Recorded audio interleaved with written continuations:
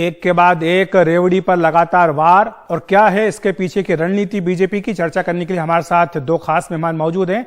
अपराजिता सारंगी जी हैं, बीजेपी के सांसद, साथ ही अभय दुबे जी हैं, कांग्रेस के प्रवक्ता। आप दोनों का एनडीटीवी इंडिया पर बहुत बहुत स्वागत है।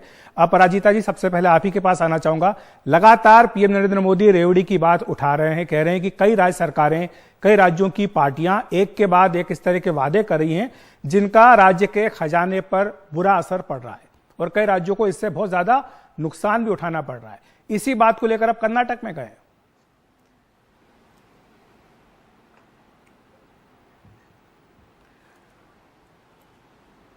आप सबको मेरा नमस्कार। मेरी आवाज सुनाई पड़ रही है? जी हाँ, सुनाई दे रही है, आप अपनी बात रखें।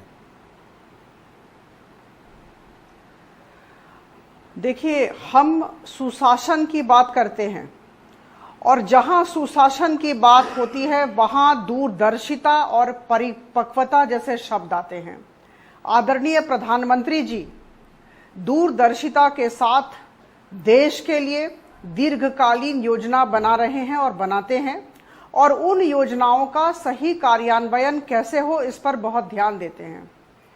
हम मायोपिक विजन में विश्वास नहीं करते हैं, और मैं आपको बता दूं, यह जो रेवड़ी कल्चर है यह एक तरह की तुष्टीकरण की राजनीति है। निर्वाचन आया, लोगों को खुश करना है, लोगों से वोट लेना है, और हमने कुछ फ्री कर दिया। देखिए, आपको याद होगा अगस्त 2022 में सर्वोच्च न्यायालय ने भी वक्तव्य दिया था, बहुत महत्वपूर्ण वक्तव्य दिया था, और उन्होंने कहा था कि जितने भी राज्य सरकार हैं उन्हें फ्रीबीज से बचना चाहिए, क्योंकि यह इमिनेंट बैंक्रप्सी की तरफ उन्हें ले जाता है। ये उनके शब्द है, सर्वोच्च न्यायालय के शब्द हैं, इमिनेंट बैंक्रप्सी की तरफ ले जाता है जी। और सिर्फ सर्वोच्च न्यायालय ही नहीं, कॉम्प्ट्रोलर एंड ऑडिटर जनरल ने भी कहा। और उसके बाद आरबीआई ने एक पेपर निकाला था, मैं आप सबको बताना चाहती हूं। उसका शीर्षक था state finances a risk analysis. और इस पेपर में जो श्रीलंका में हुआ, जो आर्थिक परिस्थिति हुई श्रीलंका में, वो सिर्फ आर्थिक बोझ की वजह से हुई और इस तरह के अदूरदर्शिता के कार्यों से हुई जी। और इससे सारे राज्यों को बचना चाहिए, उस पेपर में आरबीआई ने स्पष्ट तरीके से लिखा जी। तो आदरणीय प्रधानमंत्री जी डिफेंस कॉरिडोर्स बनाने की बात करते हैं, एक्सप्रेसवेज की बात करते हैं, एयरपोर्ट्स की बात करते हैं जी। और उनके 9 वर्षों में हम 5वीं सबसे बड़ी अर्थव्यवस्था बन चुके हैं। बिल्कुल, हम उस पर चर्चा करेंगे अपराजिता जी, लेकिन अभी जो आपने बातें कही हैं जी, अभी आपने जो बातें कही उस पर अभय दुबे जी की टिप्पणी में लेना चाहूंगा।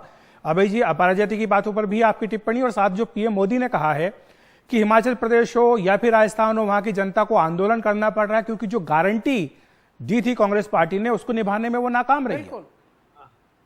प्रधानमंत्री जी, मैं मध्य प्रदेश से प्रारंभ करता हूं।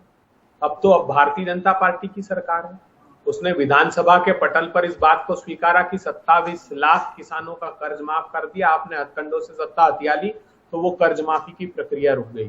राजस्थान चले जाइए प्रधानमंत्री जी, जो वसुंधरा राजे जी की सरकार के समय घोषणा का 6000 करोड़ रुपया किसानों का बकाया था, वो भी अशोक गहलोत जी की सरकार ने चुकाया है। आपकी व्यथा समझी जा सकती है। हिमाचल प्रदेश एक बार होकर आइए प्रधानमंत्री जी, देखिए किस प्रकार हमने वहां पर अपनी गारंटियों को इंप्लीमेंट करना प्रारंभ कर दिया है।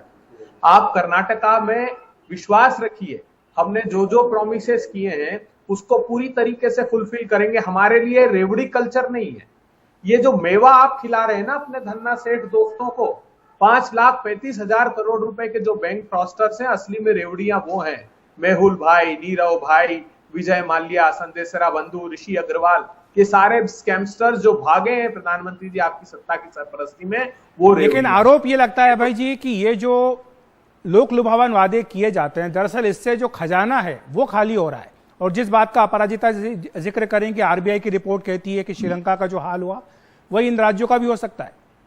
हमने ओल्ड पेंशन स्कीम हम लागू करेंगे। प्रधानमंत्री जी बताइए, क्या त्रिपुरा में लागू नहीं है वो पहले से? क्या वेस्ट बंगाल ने डिसकंटिन्यू किया उसको? कौन से अभी सारे राज्य सरकारें जो इम्प्लीमेंट कर रही है वो तो ओल्ड पेंशन स्कीम से ही कर रही है। वो तो 25-30 साल बाद उसका जो 2004 में लोग अपॉइंट हुए हैं वो 30 साल बाद रिटायर होंगे और तब तक सुदृढ़ आर्थिक व्यवस्था उन राज्यों ने अपनी बना ली है प्रधानमंत्री जी।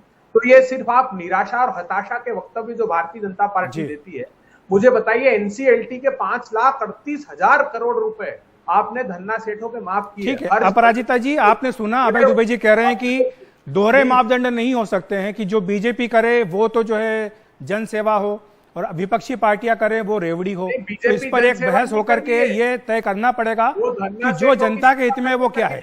अपराजिता जी, बीजेपी ने कोई जन सेवा नहीं की, देखिए सिर्फ धन्ना सेठों की सेवा में लगी है। देखिए ये सामाजिक कल्याण कार्य और रेवड़ी कल्चर में फर्क समझना नहीं चाहते हैं। ऐसा नहीं है कि इन्हें ज्ञात नहीं है, लेकिन ये समझना नहीं चाहते और उसे स्वीकार करना नहीं चाहते हैं। आदरणीय प्रधानमंत्री जी ने जब कर्नाटक के कार्यकर्ताओं से आज बातचीत की तो बड़े स्पष्ट शब्दों में कहा कि हमें शॉर्टकट राजनीति नहीं करनी है।